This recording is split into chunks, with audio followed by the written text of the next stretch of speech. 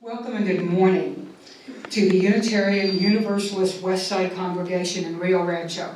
I am Arwen Lynch Poe, your service associate for today. Our speaker this morning is the Reverend Dr. Nancy Hitt, our consulting minister. Our program is titled Wine, Our Spirits, Ourselves. The topic was chosen by the programming team in honor of National Wine Day, which is this coming Wednesday on May 25th. This is an annual event that has been in place since at least 2009, although its actual origin is unknown. Today we will pursue the meaning and purpose of such a holiday from the perspective of Source 5, humanist teachings which counsel us to heed the guidance of reason and the results of science, and warn us against idolatries of the mind and spirit. And the Principle 7, respect for the interdependent web of all existence of which we are all a part. Plus, the programming team thought it sounded like fun. We hope you'll let us know what you think.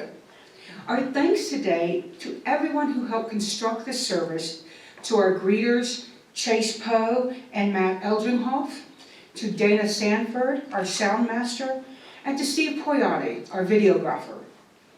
If you're joining us for the first time today, we welcome you, both here in our sanctuary and online in video. If you're here in person and feel comfortable doing so, we invite you to stand and introduce yourself. Or just wave and we'll wave back. Hey. No, we'll just wave. Our contact info is on the back of our bulletin. If you are joining us online, please email questions and comments to Reverend Nancy at ministeruuwc@gmail.com. Today, we light a candle to honor the land and the indigenous people who have had the care of it down through the ages of tribal history. We thank them for their wisdom and commit ourselves to following the path. And now for some announcements. Here are our announcements for the week. Our social justice team meets today, following our social time, at 12:30 in the conference room. Everyone is welcome to attend. Next week is the 5th Sunday of the month. Usually this means we hold a Theology on Tap event. Next Sunday will be extra special.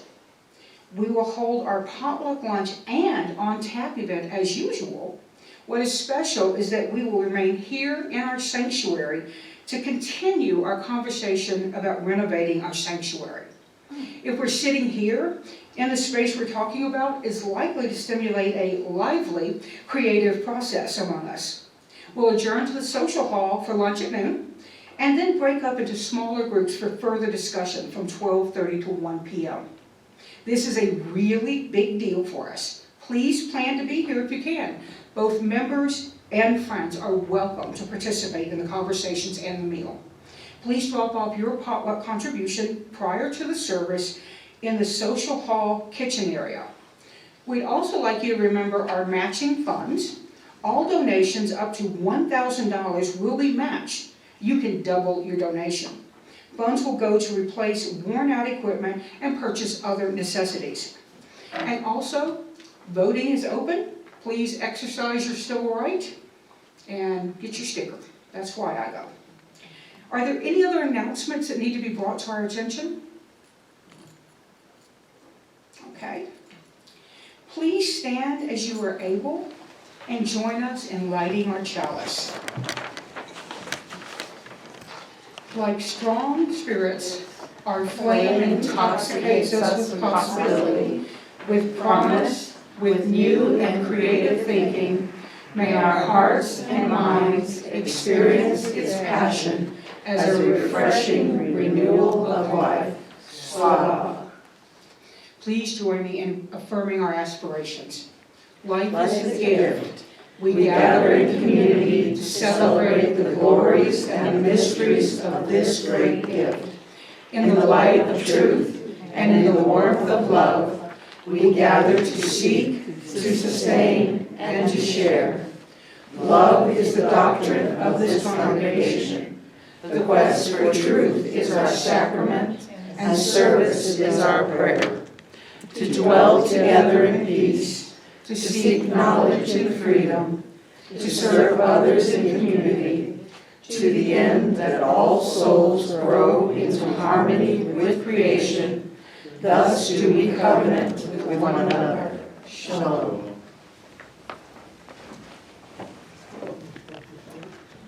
Now, if you would please take your hymnal and open to number 346. We are reasonably familiar with this as our opening chorus. Come sing a song with me, and we'll just sing the first verse together once we've all got it.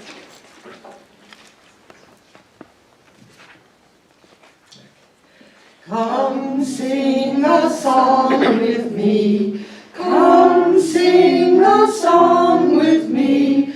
Come sing a song with me, that I might know your mind. And I'll bring you hope when hope is hard to find.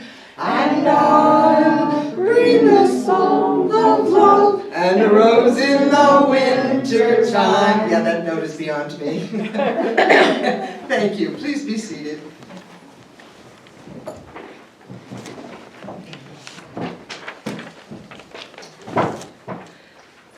I invite you now to join me in a moment for centering.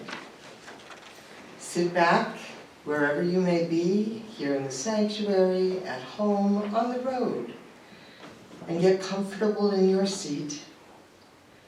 Be relaxed and still.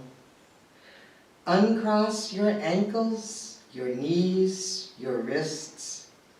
Let the energy flow freely through your body.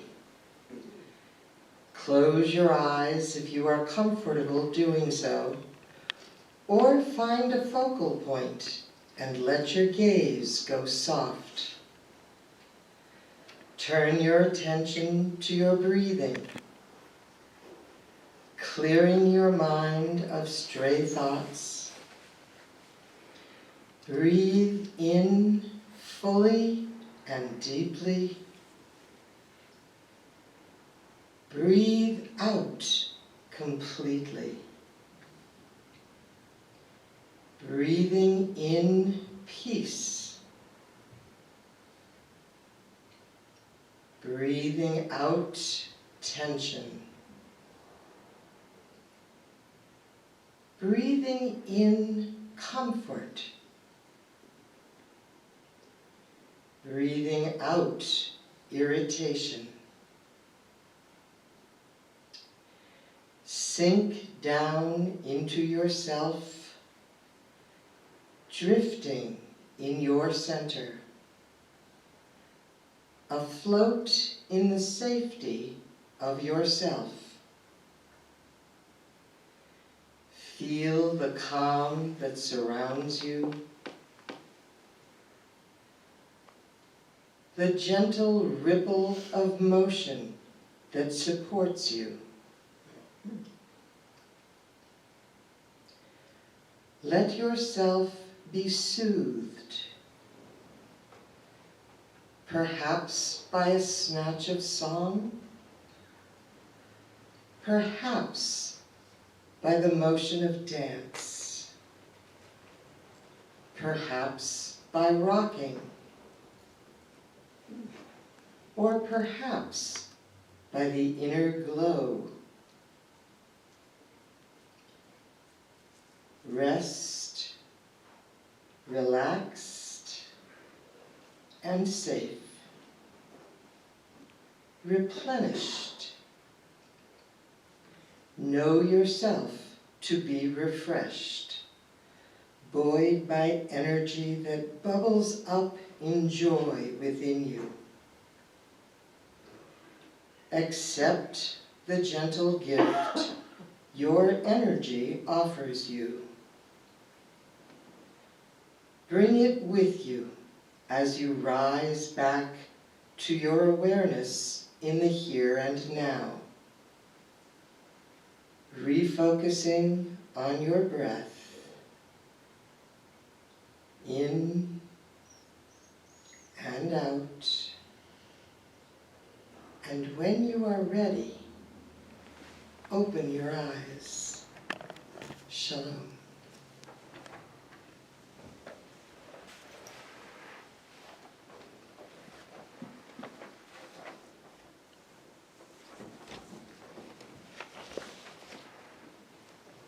At the heart of our community is the love that we hold for one another. We share that in a special way each week as we share our joys and concerns with each other. If you have a special joy or challenge you would like us to be aware of, please raise your hand and Reverend and I will bring you the mic. If you have a special commemoration, a birthday, or anniversary or graduation, we want to know about those too. We will light a candle for each one. If you're participating via video, you may light your personal candles at any time. Just hit the button after you get in front of that.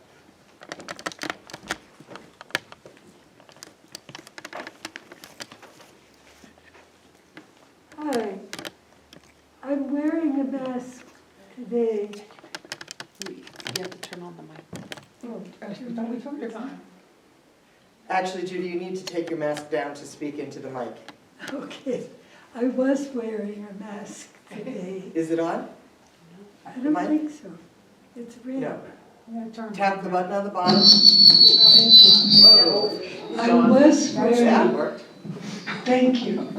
I was wearing a mask today, not because I really like to wear masks, I don't. But I did when we were told to, because I thought it was a way of being safe.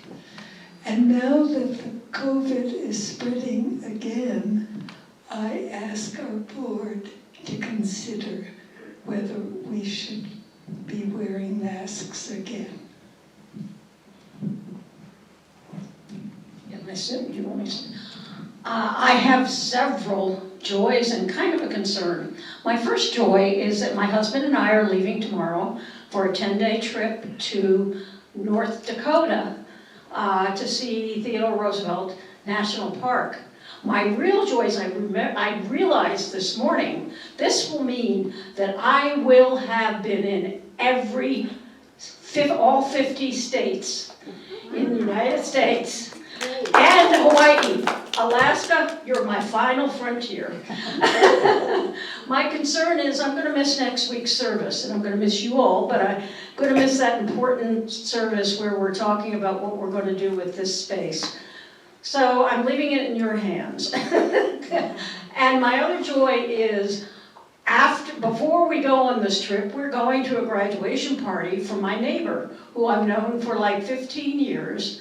I met her when she was 4 or something, and I tutored her for about 2 years when she was 6 and 7, and she was struggling really. She was being homeschooled, she was being struggling. Her mother had her tested. It turned out she did have a learning problem. Today, she's graduating from high school.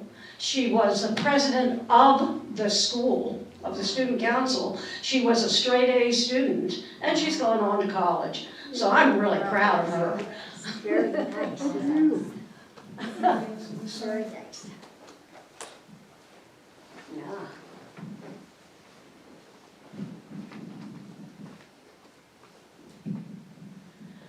So our dear Bram is still needing to stay at home. She is still having ups and downs in her recovery from her surgery. She's had a couple of infections, and she's still needing to stay safe and not do too much. But things are progressing. She's home, she's in a comfortable place. I also want to mention that my husband and my cat Hoshi are continuing to recover, so I'm real happy about that.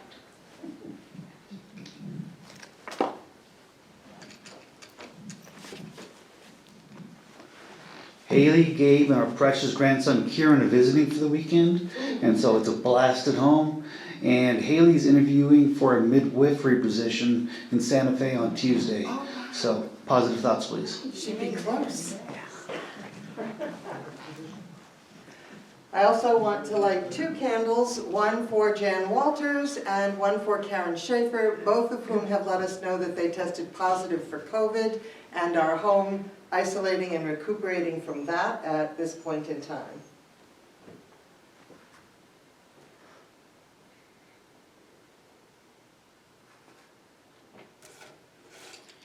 We light one last candle for all that we still hold in our hearts and in minds. We light this red candle in continuing vigil for all victims of racial violence. We remember the sacrifice of lives forfeited and honor the struggles of those afflicted by this evil. We pledge ourselves to changing the elements that contribute to this heinous reality. Shalom.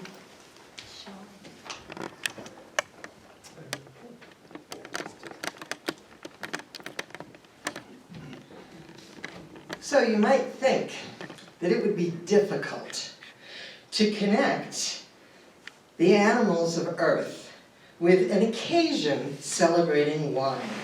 But surprisingly, it isn't. So, if we expand our definition of wine just a little bit to include any fermented fruit, there are all kinds of stories about animals that go along with that. Some, like this first story, are literally accidents of nature in which human beings have no responsibility. There is a story about the residents of a West Virginia neighborhood who made several calls to their local police department about disoriented raccoons in November of 2018. They believed that the raccoons might be sick with rabies. However, the police quickly discovered the real reason behind their strange behavior. You see, most fruit can ferment in the presence of yeast or bacteria. In this case, some crab apples had gone bad, or perhaps very good if you ask the raccoons. The animals were absolutely wasted after eating the fermented crab apples. They caused enough concern in the neighborhood for police to take 2 of them into custody until they sobered up. Luckily for our little masked furry bandits, the police had looked into the matter instead of just making a snap decision and putting them down right away, as a result of which both animals were released unharmed near the woods the next day. There are also flocks of birds in Canada, and I'm also told northern parts of our own country, who routinely fall out of the sky when the frost comes early and ferments the berries that they depend on for food. The birds end up drunk because the sugar in the berries ferments instead of just drying out, and the birds literally cannot fly straight. Many police stations in Canada keep a supply of cages handy for the inebriated birds to recover in and release them back into the wild when they sober up. They're known as hamster birds because hamster cages are what the cops use. They're cheaper and were more available than actual bird cages. Now, then we have animals who encounter human-made alcohol and get into distress. A team of bears raided a campsite at which campers had left multiple 6-packs of beer. The bears thought nothing of crunching through the cans and swallowing the beer. They were observed to be a bit unsteady on their feet when the campers returned and the bears attempted to run off. And then there's the squirrel in England who broke into a pub, and in his running all around and exploring things, he figured out how to make the taps work. The next day, the employee who came in to open the pub walked into a locked building that had been ransacked. Glasses and dishes were broken, boxes of food were torn apart and strewn all over the place, and there was a really big puddle of beer on the floor. The worker thought someone had broken in overnight. The place was trashed, except The building was still secure when he got there. The mystery was solved when a squirrel staggered out from behind a box of crackers. He had single-handedly destroyed the place in his alcoholic euphoria. Squirrels have a reputation for mischief in the first place. Apparently, beer really increases their potential. And lastly, you may be intrigued to know that male fruit flies who are denied the opportunity to mate console themselves with alcohol if it's available in a way that satisfied fruit flies do not. And the female fruit flies use alcohol to protect their young from parasitic wasps. The wasps lay their eggs in the fruit fly eggs, which reduces the fruit fly population by 90%. And while personally I'm okay with that, if I were a fruit fly, I'm sure I would not be. So when the mother fruit flies lay their eggs in alcohol-saturated fruit, it protects them from the wasps, increasing the survival of their offspring from a mere 10% back up to 50%. So there you have it. Both the benign and the bizarre exist in the animal world as in the human world in response to imbibing the wine of fermented fruit. Now, our moment for all ages this morning is the origins of amethyst. You may not be aware that there is an ancient Greek myth about how amethyst was created. It's a popular semi-precious gemstone, a variety of quartz in many different hues of lavender and purple.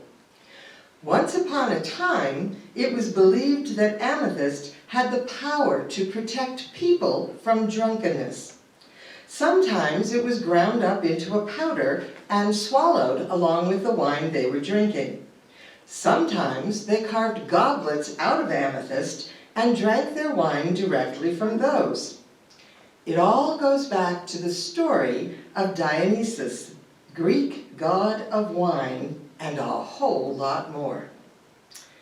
Dionysus is the god of the grape harvest, winemaking, orchards and fruit, vegetation, fertility, insanity, ritual madness, religious ecstasy, festivity, and the theater in ancient Greek religion and myth. He's also known as Bacchus by the later Greeks and then the Romans. His wine, music, and ecstatic dance free his followers from self-conscious fear and care, and subvert the oppressive restraints of the powerful. His scepter, sometimes wound with ivy and dripping with honey, is both a beneficent wand and, I lost my place, I'm so sorry, and a weapon. It's both a wand and a weapon, used to destroy those who oppose his cult and the freedoms that he represents. Those who partake of his mysteries are believed to become possessed and empowered by the god himself. Now, Dionysus is not a deity to trifle with. The story goes that a young maiden was on her way to the temple of Artemis, one of the virgin goddesses, to worship one day. The maiden's name was Amethyst. She was a lovely young girl, devoted to the goddess.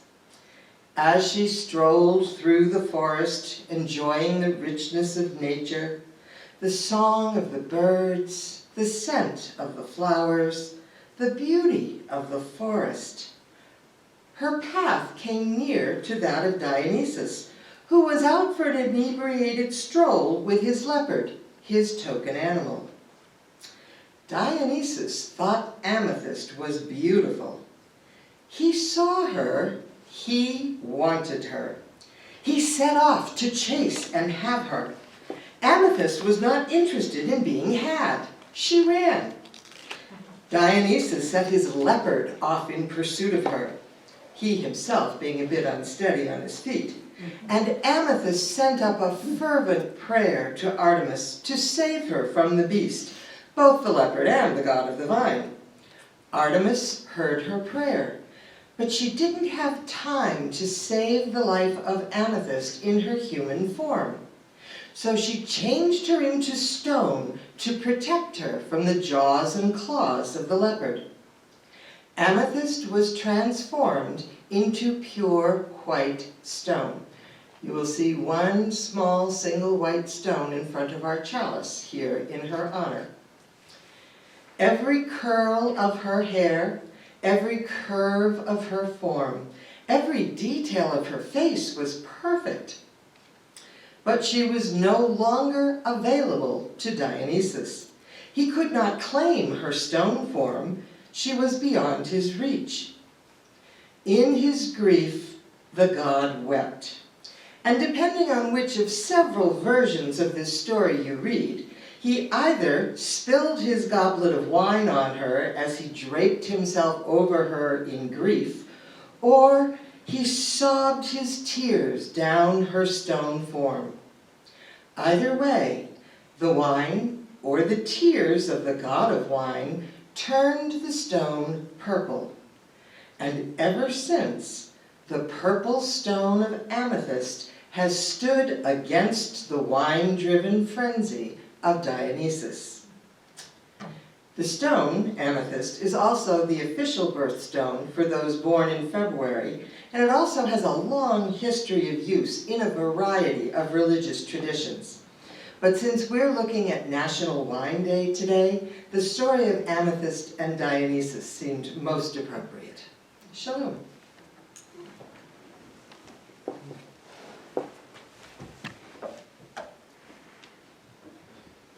For the many gifts that are represented by your presence here, gifts of time, gifts of talent, and gifts of treasure, we thank you. Our congregation could not be who we are without your love and commitment. We are deeply grateful. If you need the basket, would you just raise your hand so Chase can pass it to you?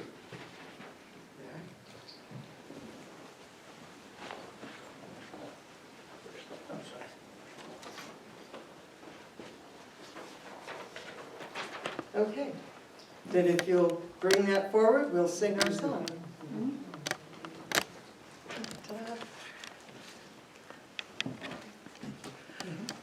From you I receive, to you I give, together we share, and from this we live.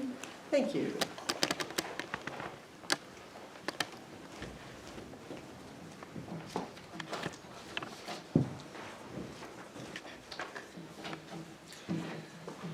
So when the programming team lit on National Wine Day as the focus for this week's program, I have to confess I was puzzled. Why? I asked. Because it will be fun, they said. Besides, wine has been used in religion, so you can probably find some way to make sense of it. And so the process began. I started thinking about the things that wine is connected to. There are a lot of them. For openers, there's the whole industry that grows grapes and produces and markets wine. It's a multi-million-dollar market worldwide. Then there's the legal system. Most countries, including our own, have highly specific law codes on their books as to who can drink wine and when and how much before they're over the legal limit, either to drive or be held legally responsible for binding contracts and that sort of thing. Then there are the arts. Artists paint people making and drinking wine and sculpt various aspects of that too. They write songs to the tribute of wine. Everything from bottle of wine, fruit of the vine, and I'm sure you can fill in the next line. Dana can, I can tell. To days of wine and roses. It's all set in poetry and music. Then there's the world of the sommelier, the wine tasting expert, and those who insist that they taste floral notes with apricot and amber, and then a glow of earthiness in the finish. Tell me that's not creative writing.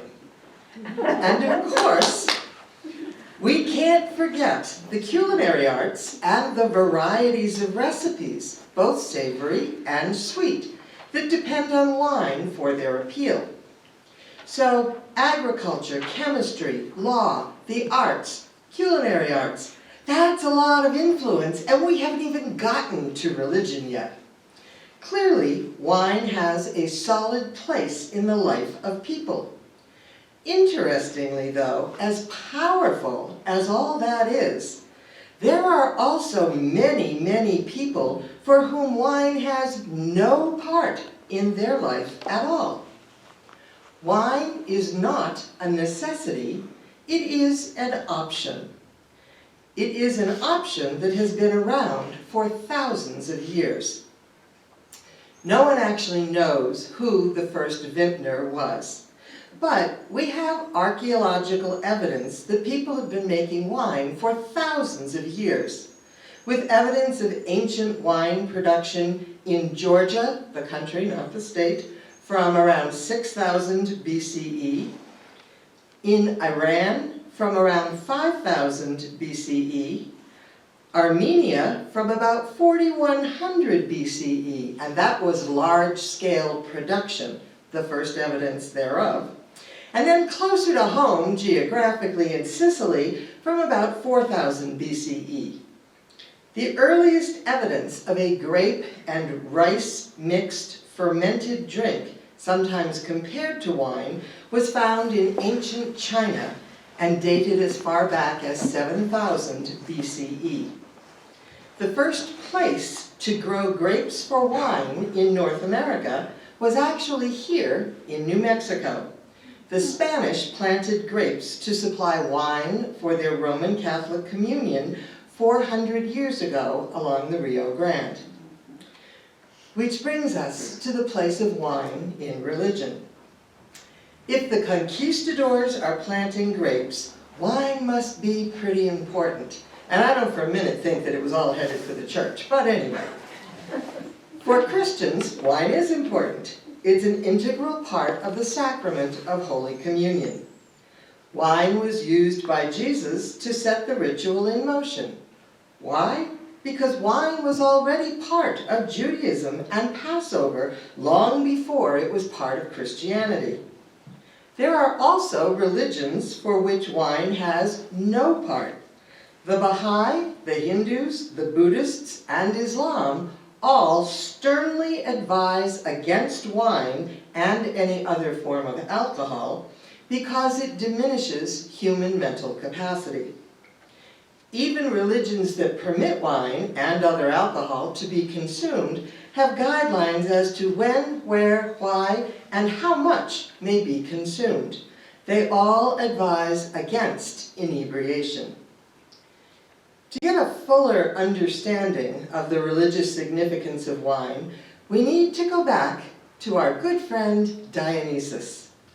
In addition to being the deity in charge of grapes and vines, and the actual growing and making of wine, listen again to the other powers this god has. Dionysus has power over fertility, insanity, ritual madness, religious ecstasy, festivity, and theater in ancient Greek religion and story. That is a powerful lot of stuff. And I think it's a very interesting list. When was the last time you thought about the connections between those things? Okay, a lot of people can testify to the connection between fertility and wine. However, the next thing on the list is insanity, which is sort of what overindulging can look like. And then ritual madness. Do we even know what that is anymore? Because it's not the same as religious ecstasy. That gets listed separately. And it sounds kind of like a good thing. And festivity is definitely something that we all know something about. Who doesn't want to celebrate and have a great festival every so often? The ancients knew that we needed the blessing of Dionysus for that. And theater, in both religion and story, wine is also part of that process, if Dionysus has anything to say about it. I think it's fair to say that he does. The ancients may have made very different connections than we are likely to, but I think they're on to something with this list. All of these things are wildly creative, life-enhancing activities. Sometimes even insanity qualifies as a life-enhancing activity. And I mean no disrespect, and I do not mean to diminish the reality of the pain of mental illness. But genius is its own kind of insanity. So there's a spectrum there. Dionysus was a god of abundant life. Devotion to him was believed to empower the individual with the power that he represented. Now, it's worth noting that Dionysus was worshipped for centuries, like 600 or 700 years. And his cult evolved over time, developing more complex meaning and rituals. But even though he has 47 names that I counted that he was known by, the one thing that remained consistent was the focus on the altered state of consciousness produced by wine, which has been considered a religious experience since the beginning of time.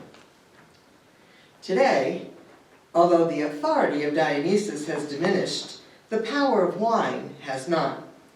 People still seek experiences that diminish the rigid control of the powerful in their lives. We still seek the creativity of the arts and the theater. We still want our minds to reach out in wordless union with life, what the ancients called religious ecstasy.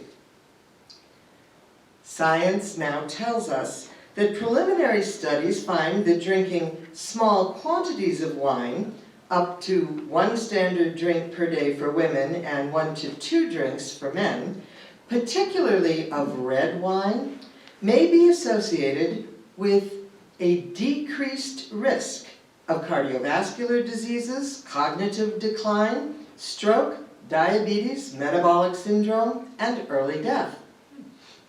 Now, of course, exceeding the recommended dose of wine brings medical complications. Instead of health, we get cardiovascular diseases, high blood pressure, atrial fibrillation, birth defects, not to mention liver disease and alcoholism. We still don't know what causes some people to develop addictions to alcohol while others do not. We do know that alcohol addiction is a serious disease with horrible economic and social aspects. No discussion of any form of alcohol would be complete without serious consideration of the damage it can do to individuals and families who struggle with addictions. It's worth noting that the ancients didn't limit festivity or creative theater or religious ecstasy to wine, even though the god of wine presided over those experiences. Wine is not the only thing that soothes us and moves us to relaxed festivity or religious ecstasy. It's just one thing, which means that we can all access all those experiences, whether we drink wine or not. Some people enter those experiences by dancing, or by music, or rocking, or praying, or simply breathing. There are any number of ways to do it, of which wine is only one. So, if wine is often good but sometimes tragic, how are we to respond? Again, the ancients had an answer: moderation. No one should be choosing drunkenness. Those who drink wine should do so in moderation. Those who know that their systems react adversely to it should abstain, not as punishment, but as wisdom. At least until we find a real-life equivalent of the magical powers once ascribed to amethyst. All people need to know themselves and the spirits they engage with, and do so wisely. We ought never to pressure one another to drink wine or any other form of alcohol. Here's my final caution. In our desire to be rational and scientific, the potential mind-altering effect of wine ought not to prevent us from enjoying the experience of festivities and the arts and religion. If you're familiar with the story of Babette's Feast by Isak Dinesen, you will know what I mean. I know Laurel looked this up. I put it in the newsletter, and this is, I won't even ask, because pretty much nobody reads the whole thing. But I gave you a link to a short story, so when you go home, if you're at all intrigued, you can look it up. And if you're intrigued and you already cheerfully deleted it to get that inbox down, and you think you might want to take a look at it, email me and I will send it back to you again. Because this is both a short story, as I said, by Isak Dinesen, and it was also the first Danish movie to win the Best Foreign Film Award in 1987 here during our Academy Awards. The story of Babette's Feast is a story of a highly religious, very stern and dour village in Denmark. Babette arrives at the village as a refugee with a letter that states she's fleeing persecution in Paris after an uprising in the war, and she would make a good housekeeper. Two sisters take her in. They cannot afford to pay her. Nobody has 2 cents to rub together in this village, but she will work for her keep. And work she does. Life is hard, and fun is not to be had. Not only because there's so much work to do, but because fun is inherently bad in the villagers' eyes. Relationships are difficult, and work occupies every waking moment. The village is very strict in its expectations and standards for moral behavior. Babette's only tie to France over the years is an annual lottery ticket that a friend renews for her each year. Eventually, about 10 years later, Babette wins the lottery, 10,000 francs. And she decides that she will spend her winnings on the ingredients for a feast, her gift to the village for their shelter and care of her.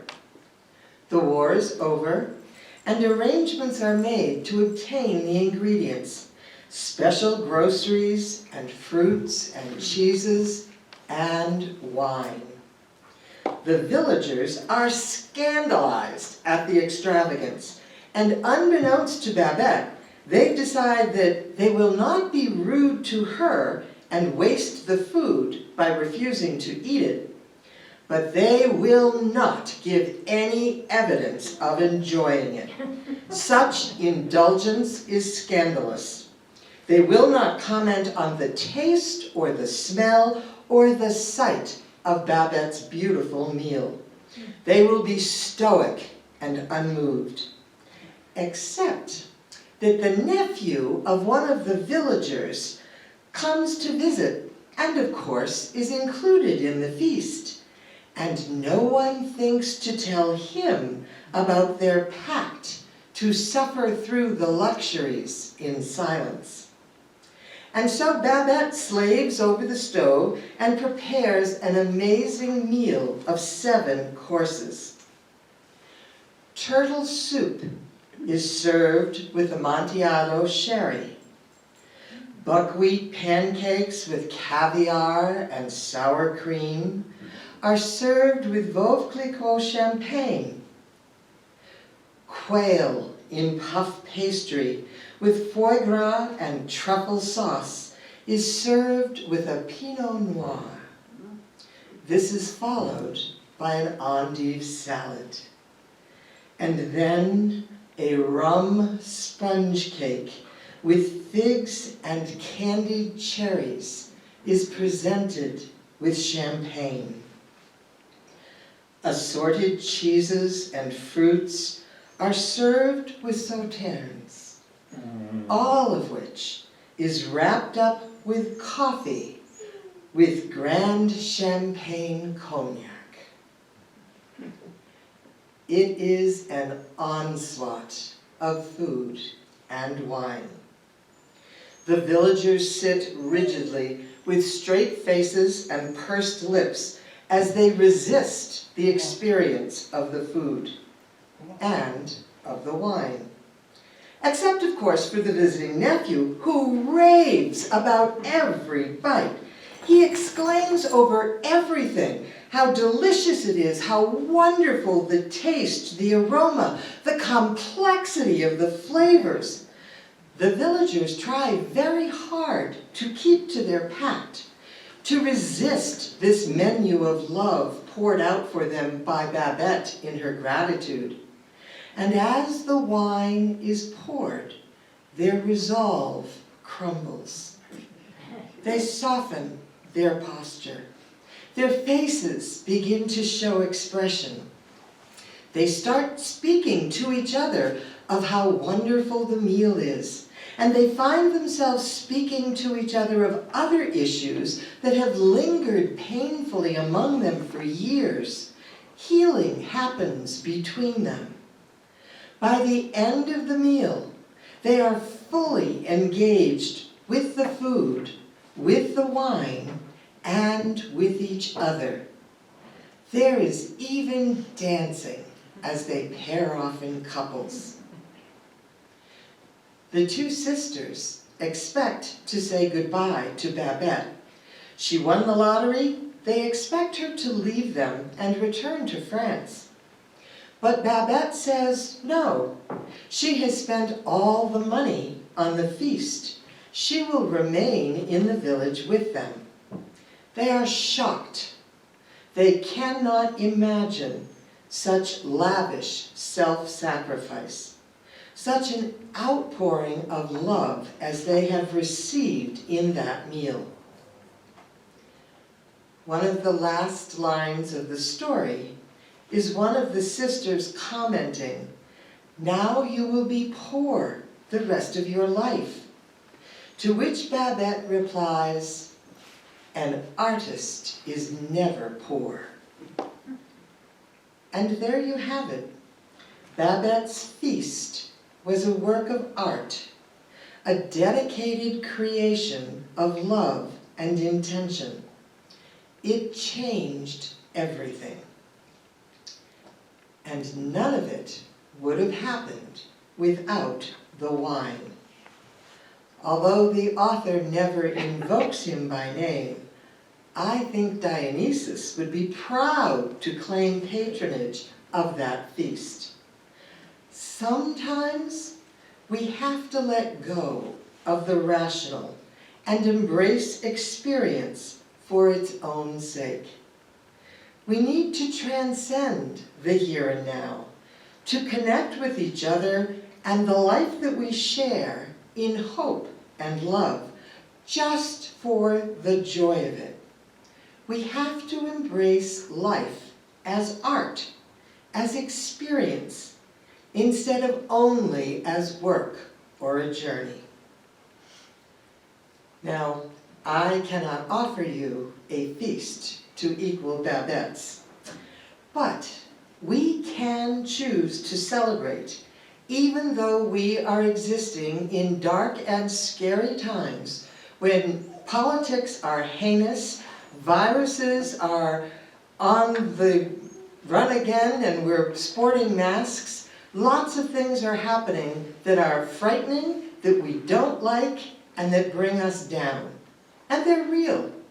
And I don't for a minute mean that we can undo them or magically make them go away. But we still have choices about where we put our attention and how we choose to embrace our life. We can name what is good and creative and life-affirming. We can join together, all of us here, in one voice, in a ritual that I really think would make Dionysus proud. So, what you see before you are very small cups with a very small amount of either wine or grape juice in them. We are going to share in a ritual toast.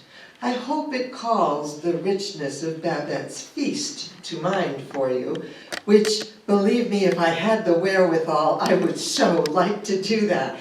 But I don't, and I also don't have 10,000 francs, so that sort of takes care of that right there. But whether you decide you would like to toast with wine or with grape juice, I want you to know that your toast is equally valid. A lot of times those of us who choose not to imbibe alcohol of any form, not to use wine in a ritual form, feel like the grape juice is somehow second best, you know, a step down. It's not. Do you know where we got grape juice from? Why? And don't tell me grapes. Thomas Welch, back in the 18-somethings in this country, specifically set out to figure out how to make stable grape juice. Because the thing was, we always knew how to get grape juice from grapes. That was not a problem. We could get buckets of that. But grape juice has a really high sugar content, and it ferments fairly quickly, easily, and if you let it go, it'll just keep going until it's fermented and turns into vinegar, never mind wine. So Mr. Welch, who was a devout Baptist of the belief that no one should be required to drink alcohol to celebrate communion in his Baptist church, set out and accomplished his goal of inventing a method of treating grape juice such that it was stable in a non-fermented form. So Welch's grape juice was indeed, literally, the first kind of grape juice that was marketed on the planet. It's still around today. It is what's in one of the trays of cups here as well. So it was invented for sacramental use. So whether you choose wine or grape juice, you are choosing a fluid that has been dedicated to sacramental use from its inception. So I'm going to ask Arwen and Dee to join me. The two large trays contain wine. Please take a cup and just hold it in your seat until everybody has been served. Dee will have the smaller tray. If you would like grape juice, and it is Welch's, I made sure, raise your hand and she will bring you that tray.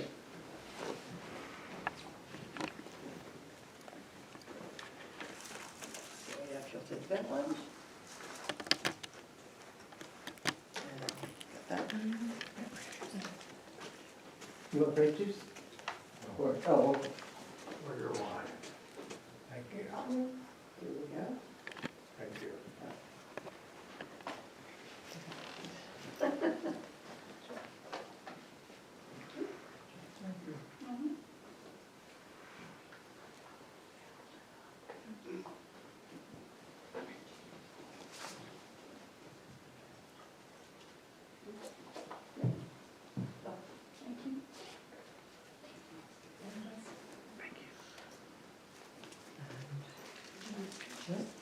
What's that?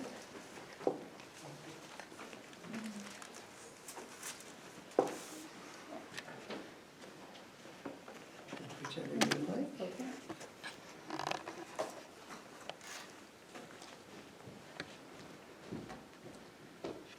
Now I feel like we should do something, so let's stand. I wanted to make us get up around in a big circle, but it'll take too long. However, so I'm going to give you a phrase in a minute, but our toast phrase together is the Hebrew l'chaim, to life. So, may we who are many speak with one voice. Let us lift our glasses high and toast l'chaim, l'chaim, to life.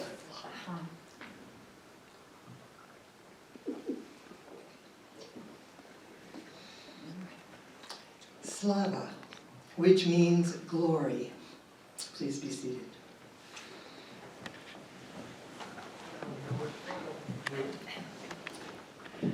We've done pretty well with time today. However, rather than warble through our closing song, I think we will move ahead to extinguishing our chalice. So if you would please stand as you are able and join me in the words as Arwen extinguishes our chalice flame. The flame is gone, but the fire burns on in our hearts. May we pour out our lives in love and service to all we hold dear. May we rest in joy each evening in the company of our community. Shalom. May your spirit celebrate the experiences of your life, restoring, renewing, and reviving you in all things. Slava. And now if you would face each other, we will sing Go Now. Before we sing, if you want to see the movie, Amazon Prime has it, Yes, they do. of the vet. That's All right, if you're still drinking, I don't want anybody choking. No choking allowed. No, okay. Go now in peace, go now in peace. May the spirit of love surround you everywhere, everywhere you may.